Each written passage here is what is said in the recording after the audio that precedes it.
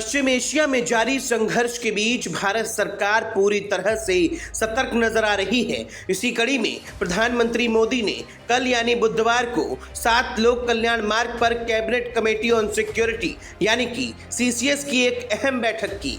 इस उच्च स्तरीय बैठक में विभिन्न मंत्रालयों द्वारा उठाए गए कदमों की समीक्षा की गई और आगे की रणनीति पर विस्तार से चर्चा हुई। ये इस मुद्दे पर दूसरी विशेष बैठक थी जिससे सरकार की गंभीरता साफ झलकती है।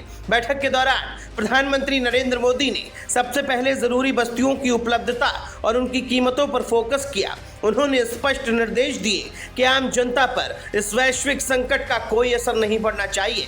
इसके लिए जमाखोरी और कालाबाजारी के खिलाफ सख्त कार्रवाई सुनिश्चित करने को कहा गया। साथ ही उन्होंने अधिकारियों को निर्देश दिया कि बाजार में किसी तरह की अफवाह फैलने से रोका जाए और लोगों तक सही व सटीक जानकारी पहुंचे। कैबिनेट सचिव ने बैठक में जानकारी दी कि पेट्रोलियम उत्पाद खासकर एलपीजी और एलएनजी की सप्लाई को सुनिश्चित करने के लिए कई अहम कदम उठाए गए हैं। अब इसकी आपूर्ति विभिन्न देशों से की जा रही है ताकि किसी एक स्रोत पर निर्भरता कम हो। उन्होंने ये भी बताया कि घरेलू उपभोक्ताओं के लिए एलपीजी की कीमतें फिलहाल स्थिर बनी हुई हैं और बाजार में किसी भी तरह की गड़बड़ी रोकने के लिए लगातार निगरानी की जा रही है। ऊर्जा सुरक्षा को लेकर भी सरकार सक्रिय है। पीएनजी कनेक्शन बढ़ाने पर जोर दिया जा रहा है।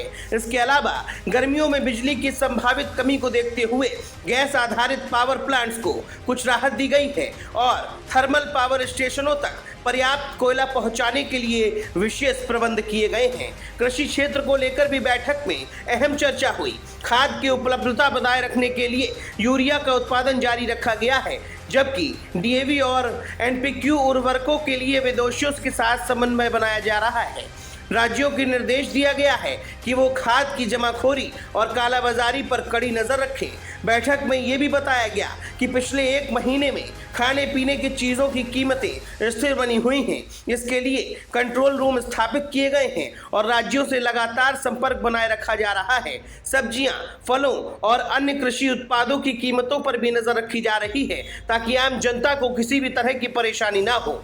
इस उच्च स्तरीय बैठक में रक्षा मंत्री राजनाथ सिंह, गृह मंत्री अमित शाह, विदेश मंत्री एस जयशंकर और वित्त मंत्री निर्मला सीतारमण समेत कई वरिष्ठ मंत्री और अधिकारी मौजूद रहे। इसके अलावा राष्ट्रीय सुरक्षा सलाहकार अजीत डोभाल भी इस बैठक में शामिल हुए।